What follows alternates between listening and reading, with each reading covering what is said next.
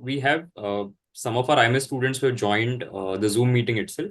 And Okay. we are also streaming this on YouTube. So we'll be taking questions from the YouTube chat as well. And for all Okay. the students who have joined, feel free to share any queries that you may have with respect to XAT and XLRI. And so we'll be very happy to answer your queries. So first of all, let me start by introducing Dr. Rahul Kumar Your, Shukla. Yes, sir. Sorry, go on. I'm saying that your video is frozen. Am I also frozen on your side? No, sir, I'm able to see your video pretty clearly. But your video is actually getting frozen. I don't know why. Okay. I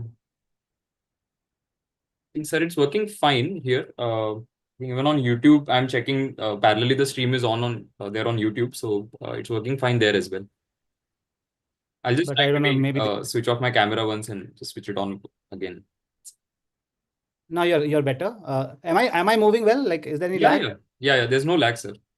Okay, fair enough. Yeah. Okay. So let's start. And first of all, thank you, sir, for doing this. We really appreciate the opportunity. So Dr. Rahul Kumar Shukla is a distinguished academic in the general management area at XLRI. And he's somebody who is recognized for his innovation, leadership, and expertise in the domain. And as a convener of the XAT and admissions at XLRI, he has played a pivotal role and he continues to play a pivotal role in the institution selection process. So any queries that students may have, feel free to ask, and I am sure sir is in the best position to answer your questions. We're going to focus on some of the things. So I have a set of questions that I've created, of course, but any queries that students may have, we'll also take these as part of the session. So, sir, we'll start with firstly the test format, right? Because the test format had changed this year. So, could you provide an overview of the test structure first of all? And was there any specific reason as to why you decided to change the format this year? Okay, so let me tell you what we have done this year. So you would have heard that XAT is a very long exam. That's what students keep talking about, right? It has its advantages, or some for some students it can be also disadvantageous, right? Disadvantages in the sense you have to leave early, and it mostly is conducted now post lunch. So it's already very late in north and eastern states. So the changes which we have brought this year in our question paper are more about helping our students who come from eastern side of India and also the northern side of India, especially during winters, the evenings fall early. So because of that reason, we have tried to reduce the time of our exam. So 30 minutes have been reduced. Now exam is of 3 hours. This was one reason, but there are other reasons as well. Second reason is I was getting lots of complaints about keyboards not working when it comes to essay writing, right? So we decided that we would, because we use essay writing only for the selection process at XLRI, let's move it to the GDPI sessions of our exam or our selection process. So we moved the essay to GDPI sessions when we will have group discussions and personal interviews. During that period itself, we will try to do our VAT also, writing aptitude test, right? So that is also one of the reasons. And fourth reason is, students are already loaded with 3 sections plus general awareness. And when it comes to writing, by that time, many of our students, I would realize, because I went through the papers as well, many of them would not be able to do justice, not because they cannot do well, but because of the paucity of time. So I thought, let's take it out from there, put it in the GDPI phase where we are going to evaluate students on group discussion and personal interviews, and get it in there where we can provide enough time to our students, right? So it would be nice to them too. At the same time, we would be able to reduce the time of our exam as well. So we have moved the essay writing to GDPI. It will happen during GDPI when GDPI sessions will happen. At the same time, we have made another change where we have reduced the questions in general knowledge. Earlier, there were 25 questions in GK. Now we have reduced them to 20 questions. When I say 20, I mean 12 from current affairs and 8 from static GK. This change has been brought this year. Otherwise, there are not many changes. Obviously, we have done our own analysis of the entire data set, and the questions which were not attempted by many last year, we have tried to reduce the ambiguity of such questions so that they get attempted by everybody. right? I'm not saying that we have made the paper easy or difficult, because those terms don't apply to that. I have tried to make the paper clearer, because people put a lot of effort of 1 year, 2 years, they do so much of hard work. And because of the ambiguity, if they lose, that's not fair. So those who have worked hard, that for them paper should be doable. So definitely we have tried to reduce the ambiguity from all the sections. Okay. And sir, when it comes to GK section, right, because the ZAT percentile that students get does not contain GK, right? So that is not included in the percentile calculation. So how do you look at that during the final evaluation process? So it is not definitely used for percentile, but when we create a merit list of our students, both for Delhi and Jamshedpur, so what we do is we bring in the marks of academic writing or analytical writing and GK and add those marks to the final merit list. So what it does is it changes the rank of people for XLRI. So when I say XLRI, both for Delhi and Jamshedpur. So it has a final role to play when it comes to selecting students for campuses. And many of our students who are not so great initially, when score of GK or score of essay is added, they go up. And it also happens as vice versa to others who have not done well in GK. But I would say that uh, definitely your ZAT, your personal interviews have a major role to play. Okay. And sir, again, getting into the discussion on the individual sections a little bit. So if you look at the quant difficulty in the last few years, it has been, so to say, moderated a little bit, because earlier that quant used to be very, very difficult. In fact, when students used to peg it against CAT, people would find it more difficult than CAT as well. But now in the last few years, that has been moderated. So was this like a conscious decision to maybe make the test more inclusive, or it had just happened naturally? No, it is actually a very conscious decision. We deliberated upon it. Why? Because we try to understand how many questions are not attempted, right? So I'm not saying all or everybody doesn't attempt it. Which question is the least attempted question, and why was it not attempted? So lots of students share qualitative feedback also later to us through emails. Going through those emails, going through our own difficulty analysis, we have realized that if we keep adding ambiguity, what are we testing? At the end of the day, we are testing analytical skills.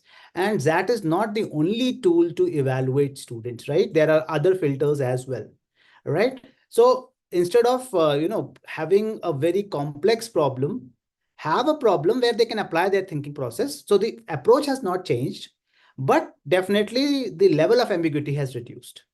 And that is why people think that it has moderated. It appears to be moderated, or it may appear to be easy also to many. But the objective is to reduce ambiguity, bring more clarity. But yes, students will have to apply thinking. We try to avoid giving formula-based questions in XAT. So that is mostly our approach. But yes, every year we are trying to understand how we can make our paper more doable so that more number of students attempt our questions. So regarding DM as a section, because that's one thing that is very unique to ZAT and has been there for a very long time now. So how do students prepare for that, first of all? And the second would be, can they expect any changes this time in the DM section? Because that also has evolved over the last several years.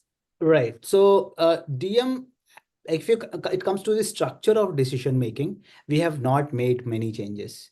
Like we will have 21 questions. I have already put that in our ZAT 2025 overview also. We will have 7 stems with 3 questions each. That is a fixed structure we would follow. But obviously, we have tried to bring the context which are going to be in the question paper more relatable, in the sense something which is about students' life, something which you see around. But the objective is not to make you familiar with those contexts. The objective is that can you use your common sense to arrive at a best decision given the context and given the scenario, right? So even if you have not lived those situations in any form, still you can answer those questions, because they don't demand knowledge, they demand your common sense. So whenever anybody is attempting decision making, my quick request would be understand the context, think like a person sitting in the context, the protagonist. Put yourself into that person's shoes. Don't bring in your assumptions if you have lived that situation. Actually, if you have lived that situation, don't bring that knowledge to solve it, because you might have more resources. Here, this person in this context might not have access to those resources which you had. So what may be ideal for you would not be ideal for this person. So live in the context, use your assumptions, but try to apply your assumptions in the context.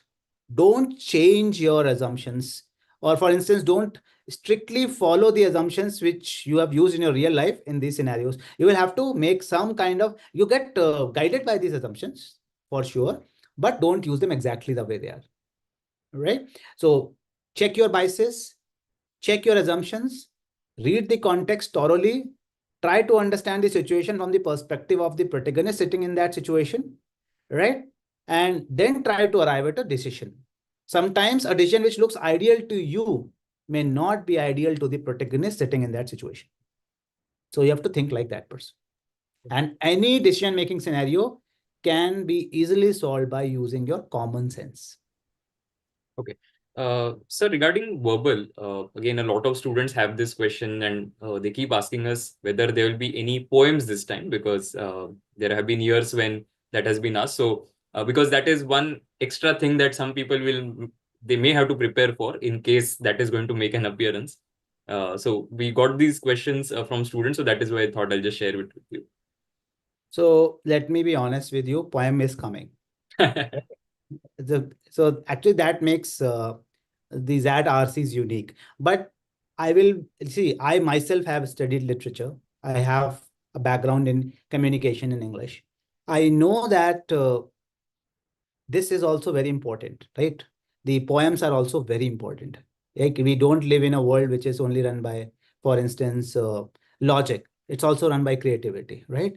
This is a world which has so many aspects. So the objective of bringing in poems in verbal was to help people understand that you need to learn to appreciate poems as well. Prose can be appreciated by anybody. It's easy. But poems should also be appreciated. But as you said earlier, you would have seen that from last many years, we have tried to reduce the uh, I would say the ambiguity of poems as well. Earlier, there were many philosophical poems, but poems are no more philosophical. Poems are real. Poems have been written by people who are one of us, Indian, mostly Indian authors. And those poems are very straightforward. And they are actually more logical in nature. They are like RCs. So this year also poems will be like RCs. I feel very sad when we make RCs out of poems, but that is the only way to, bring poems in our exam. So treat them as RCs, use logic, you will be able to arrive. But in actual life, when you're reading poems, enjoy them. Poems are meant to be enjoyed. They should appeal to your difficult faculty, not that it has to appeal to your rational faculty. It should appeal to somewhere where you have your creativity, emotions, feelings like love, feelings like feeling, you know, very happy. Those feelings should actually get triggered by poems, right? Definitely, sometimes you can use logic also, but logic is secondary when you're reading a poem. But here, logic is primary. So when you're solving our poems, read them as RCs. And sir, regarding again coming back to quant a little bit, because again CAT just got conducted, and pretty much everybody had the feeling that it has become the quant has become slightly easier compared to what it was in CAT last year. Right. So a lot of students have this concern that uh, should I do I need to prepare anything differently for that? So I have already prepared for CAT. Do I need to do anything separately? See, you have almost a month's time left for XAT, right? So I would suggest don't experiment with anything new.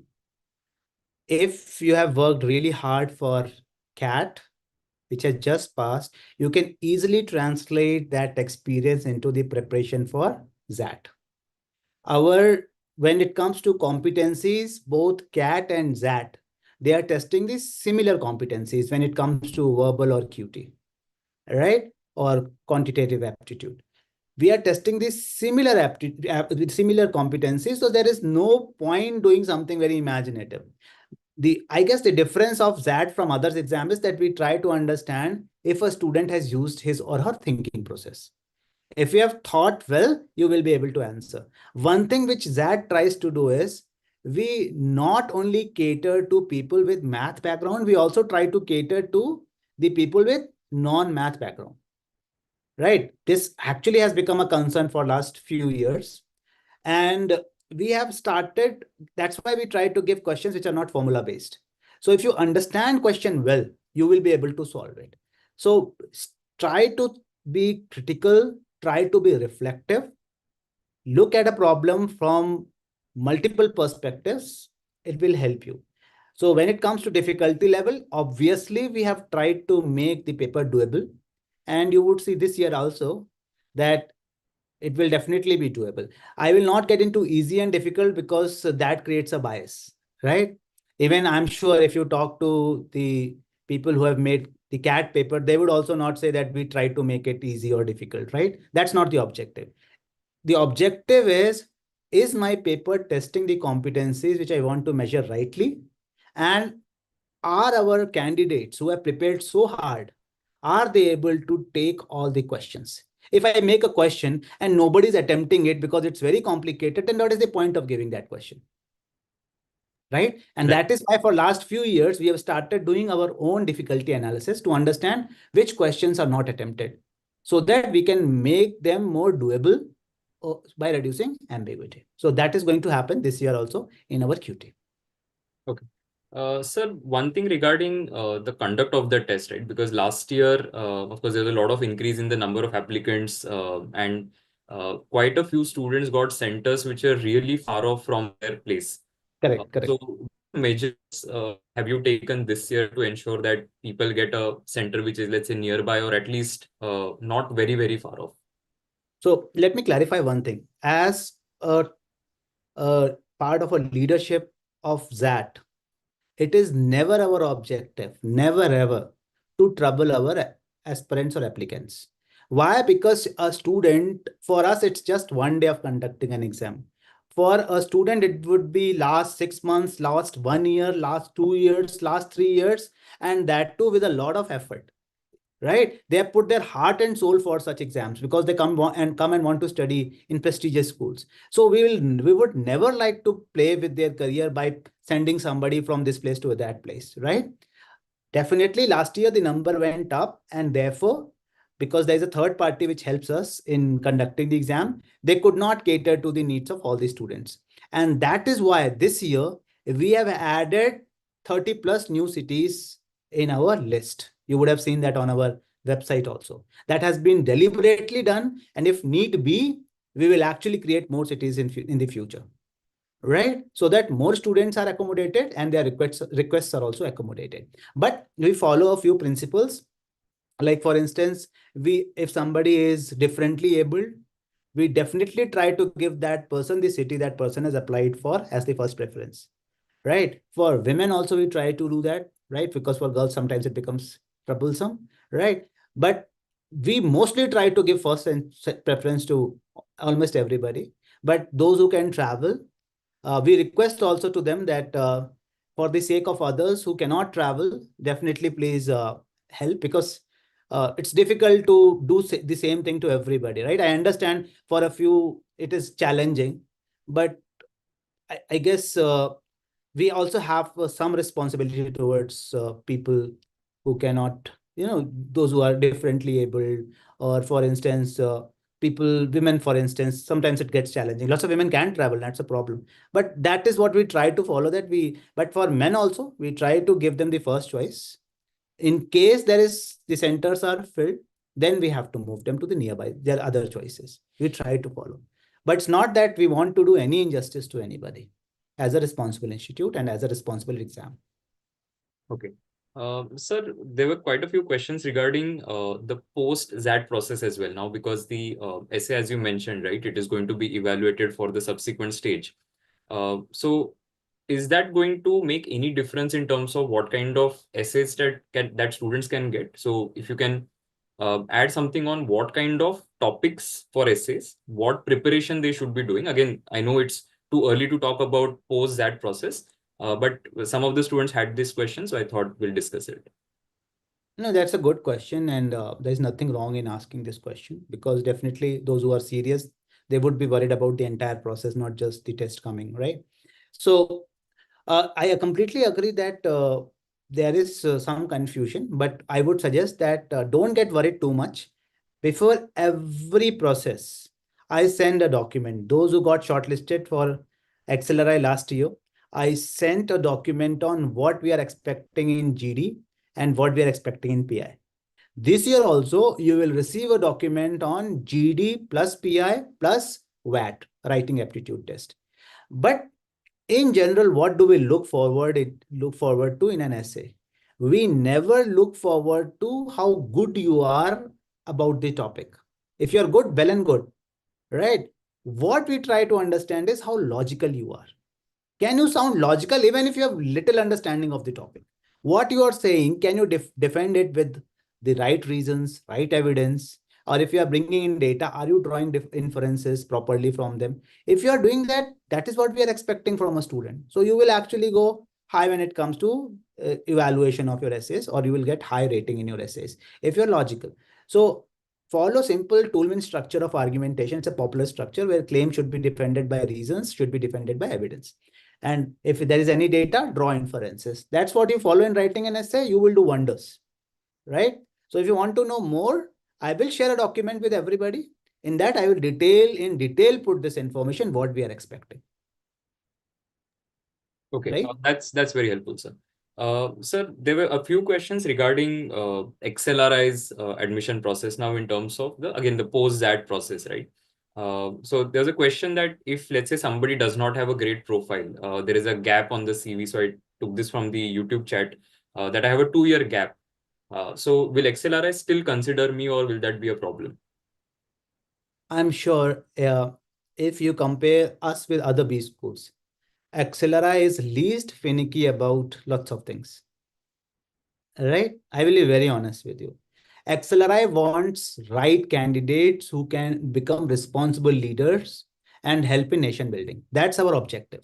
If you look at our tagline also, it says for the greater good. And we are contributing to the nation in different ways from 1949, 2 years right after our independence, right? We are doing, and we have given some amazing leaders, right? If you look at our alums, the best example is, for instance, Miss Leena Nair, right? She's our most famous alum who is actually a part of Chenal.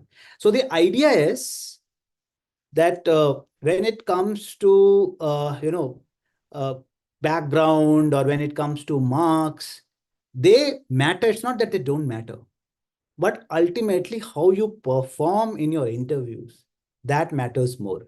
If you have a gap on your CV, and if you defend your gap well, like for instance, I quit my job and I was preparing for XAT or other exams. At the same time, simultaneously, I was doing some courses. I took up some online courses. And those online courses actually are there to show that I did three courses through Coursera. Obviously, that's a great thing, right? So you will have to defend. If I'm just sitting and preparing, and if somebody is working and preparing, will have an upper hand, right? So gaps are not a problem. People with gaps come to a place like Accelerate. There is a student, she prepared for UPSC, 5 years of gap, came to Accelerate, and the first go got placed in HUL, right? So those examples are also there, but then they are unique examples because she could manage to talk about what she did, right? But if you cannot defend your gap, if you cannot justify your gap, so it's not only us, the recruiters will also create problems for you, because ultimately you're looking forward to a lucrative job after Accelerate. So suggestion would be that do something meaningful simultaneously. But again, my suggestion would be, if your job is not too demanding and it's not too taxing, it is always a good idea to prepare along with job. But I'm not discouraging those who have quit their jobs. You can also come to Accelerate. Not it's not like that we don't take people with gaps. But if you are planning to prepare and you're also planning to quit your job, my suggestion would be, try to balance until your job is too demanding. If your job is too demanding, obviously you will have to quit your job and prepare. So with gaps also are taken, people with average scores also come to Accelerate. People with best scores also come to XLRI. People with no gaps also come to XLRI. People with amazing work ethics also come to XLRI. People who are freshers also come to XLRI. So that's why I said that we are not finicky. We want a candidate who is responsible and can contribute meaningfully for the greater good when it comes to corporates or when it comes to our nation building. If that person is contributing positively, we are actually successful as a school. And sir, regarding the BM and HRM, right? So I've seen a lot of students have this question that if I put both, right, BM as well as HRM, at the time of the interview, is that a problem? Because it may show that I'm not very clear as to what I want to do. So if somebody is thinking of putting both, what would be your advice to such students? Prasad, you tell me, you are applying to XLRI, you are applying to both the programs. Are we stupid that we don't know you have applied to both the programs? We have that data, right? Right. We have your CV right in front of us where we can see you have chosen both the programs. And if you have chosen both the programs and we have invited you for the interview, does it mean we have invited you because we want to waste your time and our time? Right? So Right. this is actually meaningless to think that you cannot make it if you have chosen one program over the other, right? If you believe you can do wonders in both the programs, you apply for both the programs. But if you believe you are tilted towards human resource management program, you apply for human resource only. And you believe you can do wonders in business management program, you apply for business management. So it's your choice. XLRI there will not reduce your chances of getting selected because you have applied for both the programs. That I guess is a myth, right? Definitely that question is asked. You have applied for both the programs and you are saying human resource management, right? So if I am a candidate, I'm just giving a don't copy me. I'm just saying if I am asked this question, I will say, you guys gave us a choice to apply for different programs.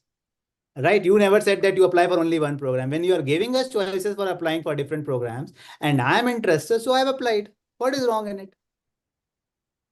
Right? Simple. So don't get worried if that has happened. By the way, there's a good news that hopefully from this year, we will increase one more section in our human resource management program. We were running 3 sections in Jamshedpur. Now there will be four sections. So there will be one more batch which will get added hopefully this year in XLRI Jamshedpur in human resource management. And it is a very popular program of XLRI which sells like hotcake all across the country. When the entire country was struggling when it comes to B schools for placements, not so great schools were not also struggling. Our human resource management program was in a huge demand. So that's about to happen.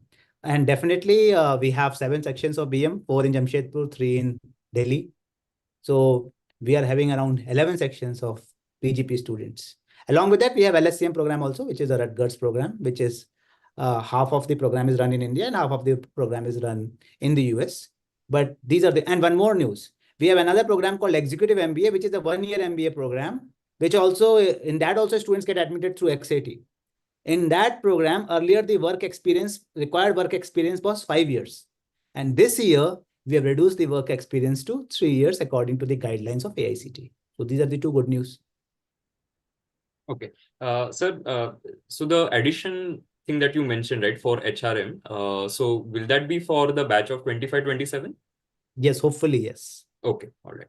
I think a guarding word, hopefully, but hopefully, yes, yeah. Yeah. No, it will be great for students if that happens. So we'll also pray that it does. So regarding placements, now some of the students had this question, and we keep receiving this question. So now with respect to Jamshedpur and Delhi, right, is there any differentiation that happens? How does the placement process work? Do the recruiters know whether you're from Jamshedpur or Delhi or not? So if you can just shed some light on that. Quickly, see, I will quickly explain something important. How does it matter whether you come from Jamshedpur or you come from Delhi? Because the admissions process is same, number one, right? Number two, it's not like that's a different campus and this is a different campus. Faculty from Jamshedpur goes and teaches. Lots of faculty members have permanently moved to Delhi campus from Jamshedpur, right? Same professors teaching similar students with similar background. And then on the top of it, we have a combined placement process. So there is no difference actually, right? So even if recruiters know that they are from Delhi, it doesn't make any difference because at the end of the day, you are coming to Jamshedpur. And you know a good news, all our students have already got placed this year for SIPs. Oh, nice. Yeah. Yeah. Okay. Moving on to another question. So somebody asked in the YouTube chat that if, let's say, you have opted for HRM, uh, all the placements that happen for HRM, are they in the HR domain itself? Or let's say if a recruiter is coming with profiles that are general management, can HR students also try for those profiles? So I would say that I'm not a right person to answer this question, right? The right person would be placement convener. But if you really want to satisfy your understanding about it, go to our website. We have our placement report over there. And in that, you will get to know which companies come for what kind of recruitments for BM and which companies come for what kind of recruitments for HR, right? You will get an answer to your question. And what you're expecting, I'm sure you will get an answer on those lines. I will not speak more than that because I'm not a right person to talk about it. Okay, sure, sir. Sir, regarding the additional programs, the other programs that XLR has to offer, specifically the one-year MBA program and the Rutgers one. So if you can talk a little bit more about that, because there are 2, 3 students who have asked questions on these two programs. So 1 year MBA program is an executive MBA program. It's not actually 1 year, it's 18 months long program. So students come to our campus in the month of April, May, and they stay with us till again May. And then there is a component of dissertation, which they finish after they join their companies. They also get placed. So that's a parallel process. But earlier, the rule was that people with 5 years of WorkX would come for that program. But now AICTE, which is our governing body, has come up with this condition that even if a student has 3 years of WorkX, they can apply. Course is almost on the same lines. Definitely WorkX has a role to play because in BM and HRM, even freshers come, there only WorkX people come. So mostly discussions are related to work experience, context, more cases. So discussions are different, but both are management programs, so both are equally good. So there is not much difference. This Rutgers program, we have 30 seats at XLRI for this program. And in this program, students get selected for postgraduate diploma in supply chain and logistics. This is the program. Those who are interested in operations, those who are interested in something related to supply chain, they join that program. First year of this program is conducted on XLRI Jamshedpur campus, and they are actually a part of BM cohort. And in the second year, all of them are moved to the US to Rutgers University. So they get 2 degrees. So their credits are transferred over there. And from Rutgers, they get MS. And from Jamshedpur, they get PGP diploma in supply chain and operations. Right? So this is how it is. 1 year here, 1 year over there. And this year, I guess we would have our third batch, if I'm not wrong. Oh, you're not audible, Prashad. Yeah. Sorry, sir. I know you answered this sometime back, but maybe there were a few students who joined us a bit late. So a lot of students have queries regarding profile, right? So I have a low score in 10th and my 12th and grad is good, or I have a gap of a couple of years for UPSC preparation. So how is XLRI going to look at such profiles? So again, I guess I answered this question a few minutes back, right? XLRI looks at the holistic profile of a student. These things matter, but if you have not been able to do well here and you have done exceptionally well over there in some other field, actually that gets balanced. So I would say that you should not get worried or concerned. That's why you would have realized that XLRI never puts its criteria before the exam that you have to score this in 10th, 12th graduation. You should have this, otherwise we will not call you or will not select you. We don't do that because we assess you differently. Okay. I cannot reveal much about our processes, but you have to understand this, that XLRI is more open to those who believe that they are at a disadvantage. If I have done badly, for instance, in my 10th or in 12th, why should we punish you for your past? Right. Right. Sure.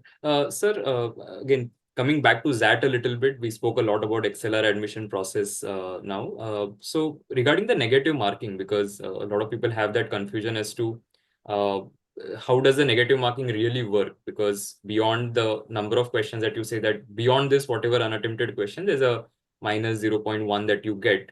So how does that?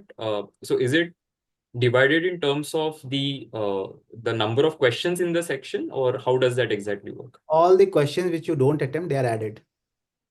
Okay. And after every 8 questions, you get minus 0.10, right? Unattempted minus 0.25.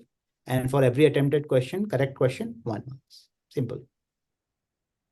And sir, now regarding XLR again, so is there any, so if you can tell us a little bit more about the exchange program, because some of the students also have asked that.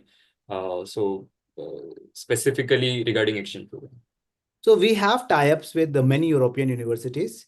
And if you do well in your first year and your CQPI is good, then there's a particular number.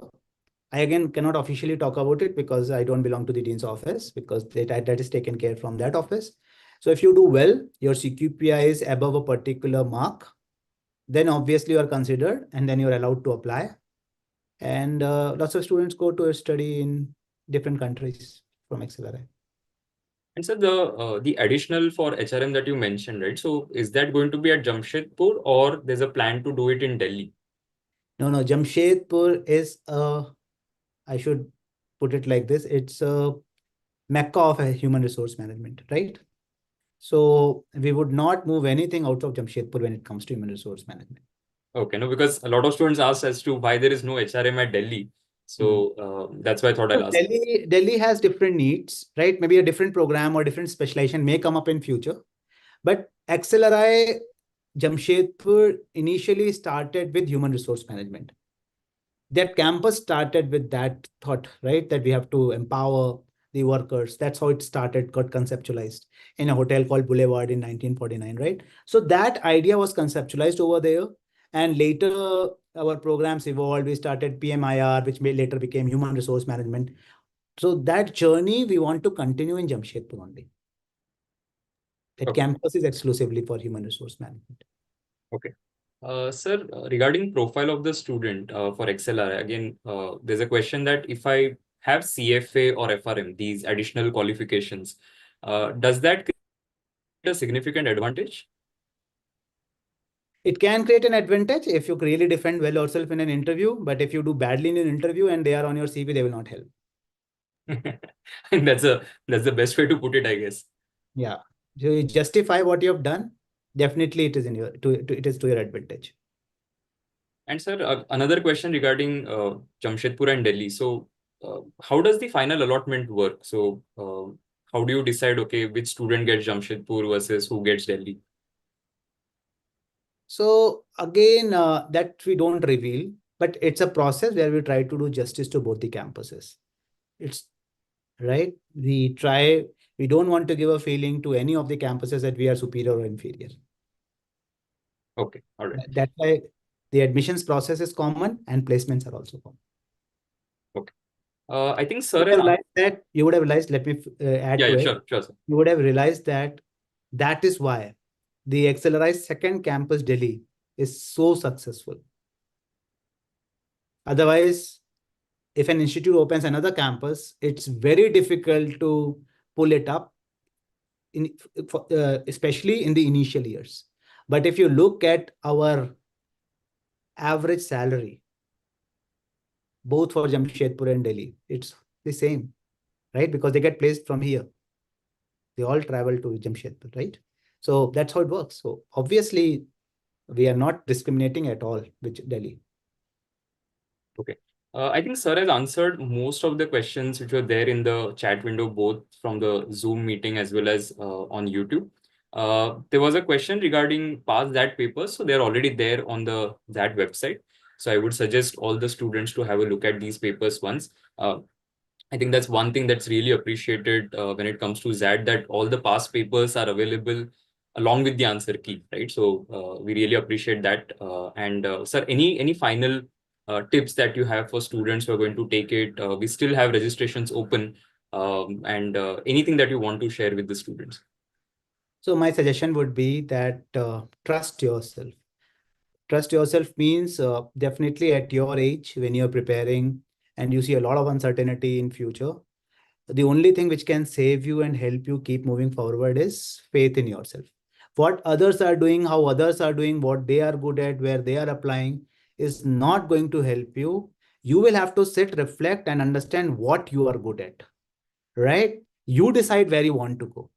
At your age, definitely peer pressure is very high. People from your own level will come and influence you. Definitely positively get influence. If they are all happy and motivated to work hard, get into that. But any negative influence you have to handle on your own. And at the end of the day, you will have to fight for yourself. You will have to go to the admission center to write your exam. You will have to come to our center to sit through the GD and sit through the PI processes. At the same time, you will have to come to our classes to study, right? So focus on what you're good at. Set your goals. If your goal is there, you feel motivated, put your best efforts and continue keep working hard. Definitely success comes, but be honest to yourself, right? If you're not honest to yourself, nothing will help. Okay, thank you so much, sir, for taking out time. I know you have a very busy schedule, and especially now considering the deadline is also nearby, I'm sure there are too many things that you're working on. So thank you once again for taking out time for all of us. And yeah, thank you all students for joining, and wish all of you all the best. All the best to all the candidates. Look forward to seeing many of you in our associate colleges and at XLRI soon. Take Thank care. you, sir. Thank you. We'll end the meeting now.